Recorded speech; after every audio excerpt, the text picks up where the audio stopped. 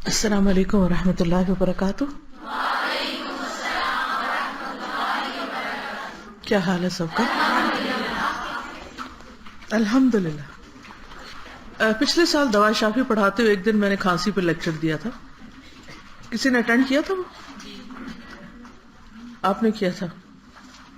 تو آپ نے ان لوگوں کے ساتھ وہ شیئر کیا کاغذ جو میں نے چھاپا بھی تھا اس کے بعد، یا کوئی نسخہ یا ٹوٹکا؟ اتنی تکلیف میں لوگ ہوں تو ان کی مدد کرنی چاہیے. اس میں پوری کلاس نے حصہ لیا تھا اور ہر ایک کو کھانسی دور کرنے کے جو جو ٹوٹکے پتہ تھے وہ انہوں نے بتائے. ان سب کو ٹائپ کیا گیا تھا اور ڈاکٹر فردوس روحی نے اس کو باقاعدہ ایک پیپر کی شکل میں پھر اویلیبل بھی کیا تھا. آئی ڈونٹ نو کہ وہ کہیں ہے یا نہیں. مجھے سمجھ نہیں آتی کہ ہم کیسے چین سے بیٹھ سکتے ہیں جب کچھ لوگ تکلیف میں ہو. بیٹھ سکتے ہیں؟ پھر کیوں نہیں سوچتے کہ کچھ کریں؟ کسی کی تکلیف اور دکھ سن کے ویسے کا تیسے بیٹھے رہنا یہ کس چیز کی علامت ہے؟ تو اگر مسلمانوں میں یہ بے حسی جاری رہی اور اتنے قرآن پڑھنے والوں میں جہاں 100 سے زیادہ لوگ قرآن پڑھ رہے ہیں وہاں یہ بے حسی ہو تو پھر اور کیا کیا جائے گا؟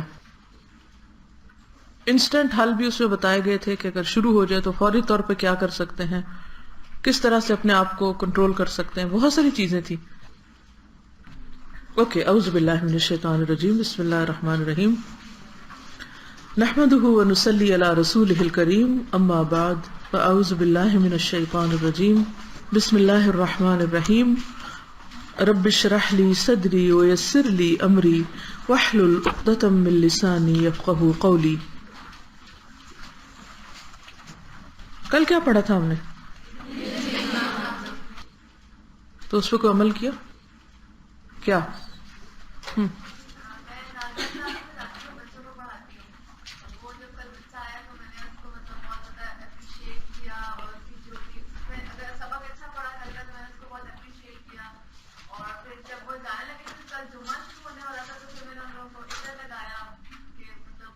اچھا،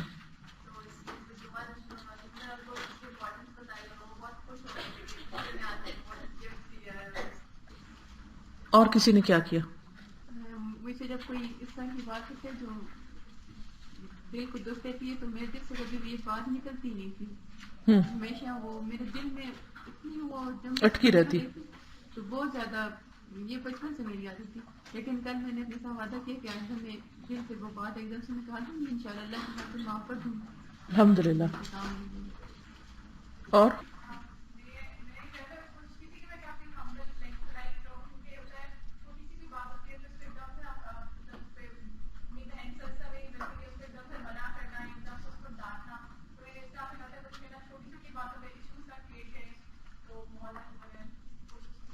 اس کا فائدہ کیا ہے؟ چھوٹی چھوٹی باتوں کو دل میں نہ بٹھانا اور چھوٹی چھوٹی باتوں پہ ایشوز نہ کریٹ کرنا، اس کا فائدہ کیا ہوگا؟ آپ بتائیں گے. اور بڑی باتیں نہیں بنے گی، اور کیا ہوگا؟ پروگرس رک جاتی ہے نا. اگر ہم ایک ہی چیز کو ایشو بنا لیں گے، نان ایشوز کو ایشوز بنا لینا. تعلقات بہتر ہونے کا کیا فائدہ ہوگا؟ دلوں میں آپس میں وہ رہتی ہے، بوس رہتا ہے، وہ ختم ہوتا ہے. آپ نے کبھی غور نہیں کیا کہ مثلاً اگر آپ کسی کے ساتھ بگاڑ کے بیٹھے ہیں تو اب آپ کوئی بھی کام کر رہے ہیں، چھوٹا سا گھر کا ہی کوئی کام کر رہے ہیں، تو یہ نہیں ہوتا بار بار وہی خیال آ رہا ہے اس نے مجھے یہ کہا، میں نے اسے یہ کہا، اس نے مجھے یہ کہا، میں نے اسے یہ کہا. اب یہ جو دل میں ہم غم ہے وہ بار بار ہمیں کس میں آکیوپائی کر رہا ہے؟ یوز لیس چیز میں. اور جو کام ہم کر رہے ہیں، چاہے وہ پڑھنا ہو، چاہے وہ کھانا پکانا ہو، چاہے وہ کپڑے دھونا ہو، اس میں ہماری کنسنٹریشن ہے ہی نہیں. اور اس سے بڑی بلا یہ کہ اللہ کا ذکر ہی نہیں کر رہے ہم، کیونکہ پھر اللہ کے ذکر کی طرف بھی دھیان نہیں جاتا. اور کتنے قیمتی لمحات انسان کے ضائع ہو جاتے ہیں، اور انسان کو کیسی کیسی حسرت ہوگی ان لمحوں کے ضائع کرنے پر، فضول باتوں کے سوچنے پر. تو اس میں سراسر ہمارا اپنا ہی فائدہ ہے.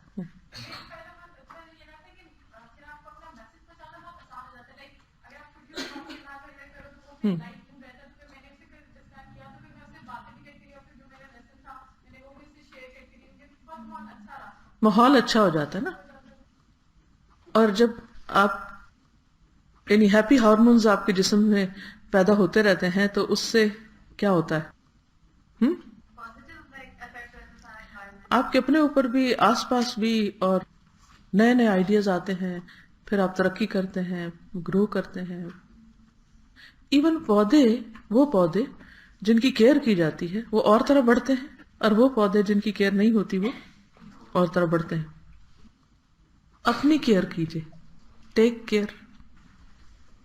اس طرح تو ہوتا ہے کہ اگر آپ کی کسی سے لڑائی ہوئی یا آپ کو اس کی بات بری لگی تو آپ اس کو اس لیے معافی کرتے آپ کہتے ہو کہ میں کیوں اس کا دل جیتوں، مجھے کیا کرنا ہے اس سے، مجھے کیا مطلب ہے، میں حالانکہ مطلب تو ہر ایک سے. کون انسان ایسا ہے کہ جس کو دوسرا اس کی ضرورت نہیں ہے؟ ہر ایک کی کوئی نہ کوئی ضرورت ہے. دوسرا اپنے مائنڈ کو کس طرح کا میسج دینا چاہیے. ہاں ٹھیک ہے. میں نے کل ایک چیز فیل کی کہ نا میں دوائی شادی کے لیے میں نے بلایا نا دو خاتون کو سامنے ہی پڑوسن کی، دونوں کی آپس میں نا انبن تھی. اگر تو میں نے، مجھے نہیں پتا تھا ان کی انبن ہے، تو میں نے کہا آپ لوگ ٹیکسی کر کے نا دونوں اکٹھی آ جاتے. تو ابھی مجھے وہی فیل ہو رہا تھا اگر ان کی آپس میں انبن نہ ہوتی اور دل صاف ہوتے تو اکٹھے آ جاتے. بالکل صحیح. اور پیسے بھی بچتے اور ایک دوسرے کی کمپنی بھی ہوتی. کبھی آپ نے دیکھا ہوگا پریشان حال، غمگین، دکھی، اداس، نان پروڈکٹیو پیپل، چہروں پہ ہوائیاں اڑی ہوئی، ہر چیز سے اریٹیٹڈ، نہ کھانے میں لطف، نہ پہننے میں لطف، نہ سونے میں، نہ جاگنے میں، نہ کسی سے میل ملاقات میں، خود سے بیزار، لوگوں سے بیزار، لوگ ان سے بیزار. کیا کمایا زندگی میں؟ اور اگر ریزن دیکھیں تو کیا ہوگی؟ صرف ایک ایسی بات جس پہ کڑنا اس کی ضرورت نہیں تھی. جب بھی کوئی مسئلہ آئے نا تو ایک بات سوچا کیجیے، آج تک زندگی میں جتنے بھی مسئلے آئے ہیں وہ سب حل ہوئے، وہ گزر گئے. تو یہ جو آیا یہ بھی حل ہو جائے گا انشاءاللہ. اور اللہ کے ہاتھ میں، میرے ہاتھ میں تو کچھ ہے نہیں، تو دکھ کی گھڑیاں کاٹنا بھی آسان ہو جائے گا. چلیے آگے پڑھتے ہیں، اور آج ہم حالات کی رعایت پڑھیں گے کیونکہ اگلا چیپٹر میں حدیث کورس میں پڑھا آئی ہوں. حالات کی رعایت. رسول اللہ صلی اللہ علیہ وسلم کو نبوت ملی تو آپ کو خدا کی طرف سے حکم دیا گیا کہ ایک خدا کی عبادت کرو اور خدا کے پیغام کو لوگوں تک پہنچاؤ. مگر آپ نے ایسا نہیں کیا کہ فوراً کھلے مقامات پر جائیں، سب کے سامنے نماز پڑھیں یا بلند آواز سے لوگوں کو خدا کی طرف پکارنا شروع کر دیں. اس کے برعکس آپ نے ابتدائی چند سال چھپ کر نماز پڑھی اور انفرادی ملاقاتوں کے ذریعے خفیہ انداز میں تبلیغ کی. اس سے کیا سبق ملتا ہے؟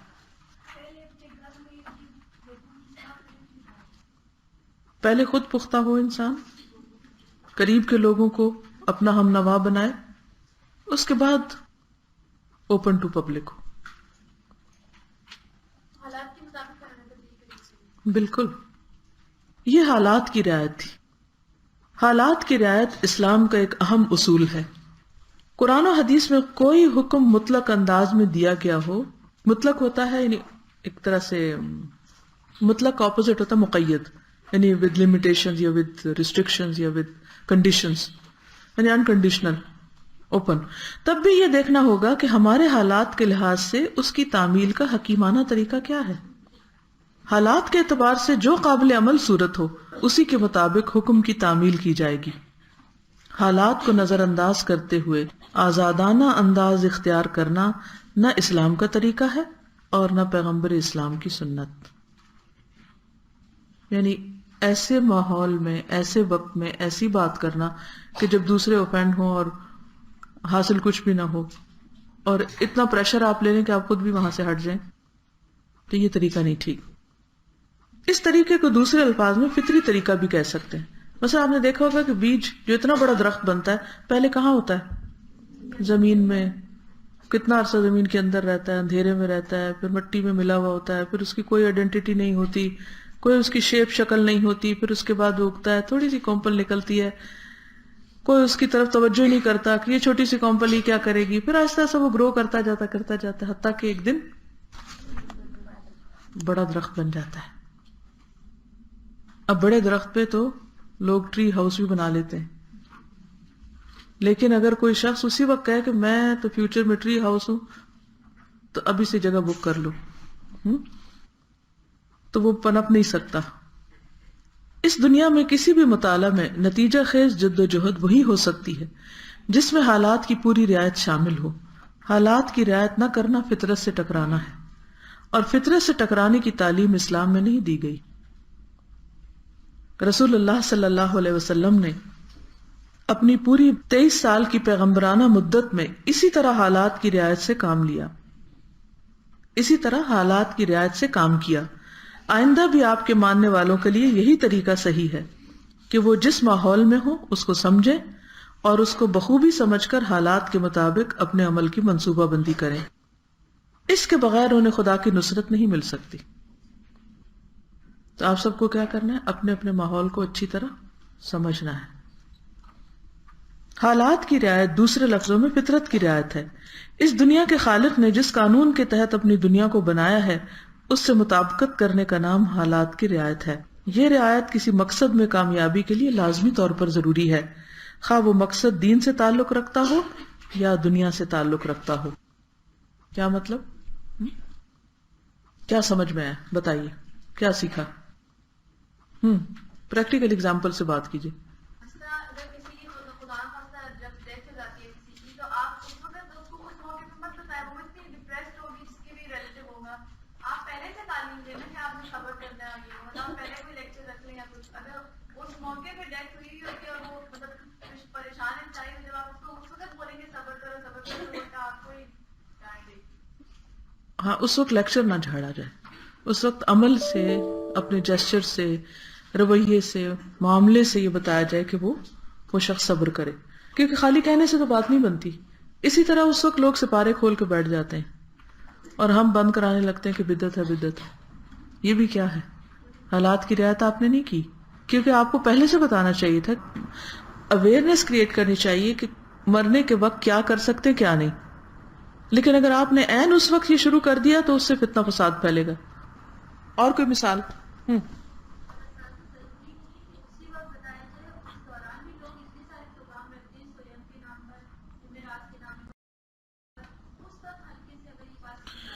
جی، جس وقت لوگ ایسے کام کر رہے ہیں سوئم ہے اور اس طرح کے، تو اس موقع پر سوئم ہی کو کرٹیسائز کرنے کی بجائے دین کی محبت لوگوں میں پیدا کریں، کیونکہ وہ دین کے نام پہ یہ کام کر رہے ہیں. تو ان کو بتائیں کہ دین کیا ہے، زندگی کا مقصد کیا ہے، قرآن کیا کہتا ہے. قرآن کے کسی پیسج کا آپ ترجمہ ان کو بتا دیں. لوگ سورۃ یاسین عام طور پر پڑھتے ہیں، سورۃ یاسین کی ٹرانسلیشن پڑھ کے سنا دیں.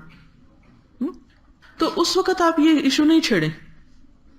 جس وقت لوگ اس سے فارغ ہو جائیں اور اگر وہ اپنی دلچسپی ظاہر کریں تو بعد میں آپ ان کو ایکسپلین کر سکتے ہیں، تو آئندہ کے لیے وہ باز آ جائیں گے.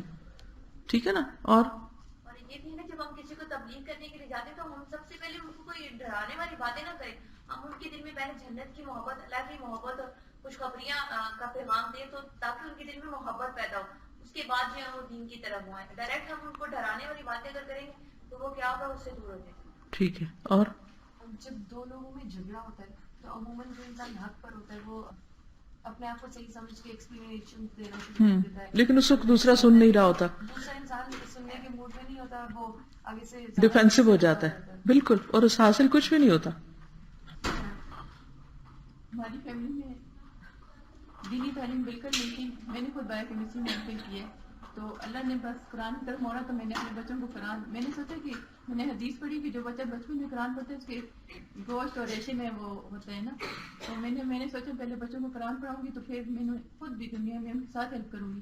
تو جب میں نے اپنے 2 پہلے بیٹوں کو قرآن پڑھایا اور مسجد میں داخل کرایا تو پوری فیملی میں بہت شور مچا. میرے سسر نے تو بہت ہی مخالفت کی. ان کا پھر مجھے بڑوں کا تھا ایکسپیرینس، چھوٹے بچوں کا میں نے کیا کیا کہ صبح اذانوں کے ساتھ قرآن پڑھنے جاتے ہیں اور مغرب کے بعد پڑھتے ہیں اور اسکولوں میں بھی جاتے ہیں. اب کوئی بھی نہیں بولتا، حالانکہ وہ دوسروں سے زیادہ قرآن پڑھ رہے ہیں. الحمدللہ. بالکل. جی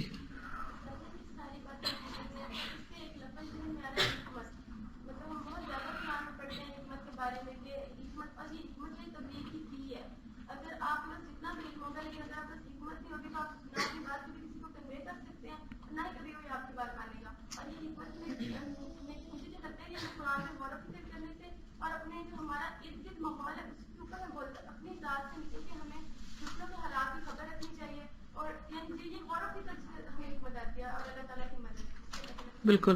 حکمت کی آپ نے بات کی تو درست فرمائی کہ اصل میں حالات کی رعایت حکمت ہی کا نتیجہ ہے. اگر آپ پچھلا چیپٹر دیکھیں تو اس میں لکھا ہے کہ حکمت آتی کیسے ہے. حکمت کا سرچشمہ، جب بھی کوئی بندہ دنیا سے بے رغبتی اختیار کرتا ہے تو خدا اس کے دل میں حکمت اگا دیتا ہے. یعنی جب لالچ نکل جاتی ہے نا دنیا کی اور آپ بے غرض انسان بن جاتے ہیں تو آپ کے دل پر حکمت کا القاء ہوتا ہے اور اس کو دنیا کا عیب اور اس کا مرض اور اس کا علاج دکھا دیتا ہے. اب یہ دوائے شافی نے اس کتاب کا نام ہے الداء والدواء، بیماری اور اس کا علاج. تو امام ابن القیم کو یہ ساری باتیں کہاں سے سمجھ آئیں جو ہم کو نہیں سمجھ آتی؟ ہر کوئی تو نہیں دوائے شافی لکھتا. یہ کتنے لوگ ہیں جن کے ذہن میں ایسی باتیں آتی بھی ہوں. یہ کب آتی ہیں؟ جب انسان کی دنیا سے بے رغبتی اور حفاظت کے ساتھ اس کو سلامتی کے گھر تک یعنی جنت تک پہنچا دیتا ہے. حکمت کیا ہے؟ حکمت دراصل حقیقت پسندی اور دور اندیشی کا دوسرا نام ہے. یعنی آپ جو بھی کریں اس کو حقیقت کے مطابق دیکھ کر کریں. حکمت کیا ہے؟ حکمت دراصل حقیقت پسندی اور دور اندیشی کا دوسرا نام ہے. کسی شخص کا ذہنی ارتقاء نہیں، ذہن اس کا اتنا ترقی کر جائے، اس حد تک پہنچ جائے کہ وہ مسائل کا بے لاگ جائزہ لے، یعنی باعث نہ ہو، تو پھر انسان کو حکمت آتی ہے. جب آپ باعث ہوتے ہیں تو آپ کی عقل کور ہو جاتی ہے، یعنی اس کے اوپر پردہ پڑ جاتا ہے، آپ چیزوں کو اسی رنگ سے دیکھنے لگتے ہیں. جیسے کلرڈ شیشوں میں آپ کو باہر کا موسم مختلف نظر آتا ہے، ریئل نہیں نظر آتا. اس حکمت کا سرچشمہ دنیا سے بے رغبتی. جب دنیا کی محبت نہیں، آپ آخرت کے لیے سوچتے ہیں تو آپ کو دنیا کی حقیقت نظر آنے لگتی ہے. کبھی ایسا ہوتا ہے کہ آدمی کے اوپر دنیا کی کسی چیز کی محبت اتنی غالب آ جاتی ہے کہ وہ اس کو باتوں کی حقیقت سمجھنے کے لیے اندھا بہرا بنا دیتی ہے.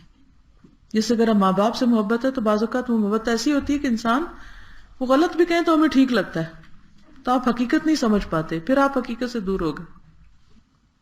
اسی طرح کبھی ایسا ہوتا ہے کہ دنیا کا کوئی تجربہ اس کو کچھ لوگوں کے معاملے میں بغض کی نفسیات میں مبتلا کر دیتا ہے.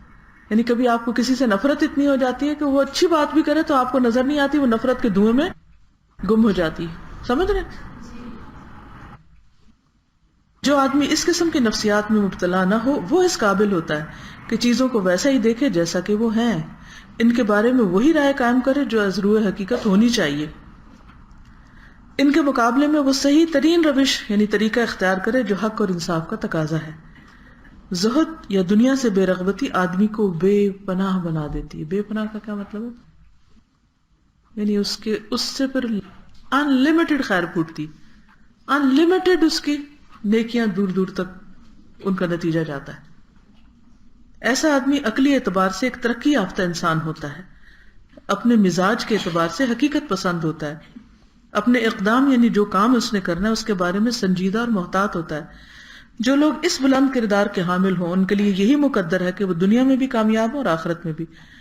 اور یہ آخری جملہ بہت امپورٹنٹ ہے، زہد ترک دنیا نہیں، وہ ذہنی ارتقاء کا ذریعہ. یعنی زہد یہ نہیں سکھاتا کہ دنیا چھوڑ دو، وہ کیا سکھاتا ہے کہ دنیا کو جیسی وہ ہے ویسی دیکھو اور اس کے مطابق جو کام جیسے جہاں کرنا چاہیے ویسے کرو. یہی حکمت ہوتی ہے. حکمت کی آپ نے ڈیفینیشن پڑھی ہوگی نا اپنی. تو کیا ہے حکمت؟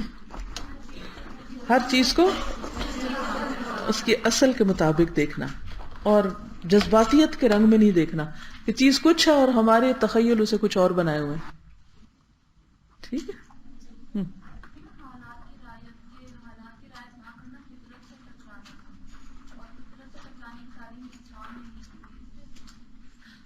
اس کا مطلب یہ ہے کہ اگر سورج نکلا ہوا ہے اور ہم کہیں کہ نہیں،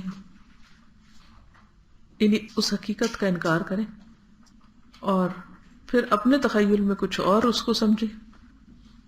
مثلا کسی انسان کو پھول کہنا، بچے کو جیسے آپ پھول کہتے ہیں، ٹھیک ہے، اچھی بات ہے، بچے پھول ہوتے ہیں، لیکن اگر آپ صرف پھولوں جیسا ان سے معاملہ کریں گے تو کیا کریں گے؟ اسپائل کر دیں گے نا. تو فطرت کے خلاف جانا ہے نا. وہ پھول تھوڑی ہے، وہ انسان ہے. ان کو کیا کرنا ہے؟ آپ کو انسان سمجھ کے ڈیل کرنا، نہ کہ پھول سمجھ کے ڈیل کرنا، جس میں نرمی سختی دونوں چیزیں ہوگی. کسی بھی چیز کے بارے میں ایسا گمان قائم کر لینا، مثلا کسی انسان کو اتنا نیک سمجھنا کہ وہ فرشتہ ہے. اب انسان تو فرشتہ ہو ہی نہیں سکتا، ان سے تو لازمی غلطی ہوگی، ہر انسان سے ہوگی.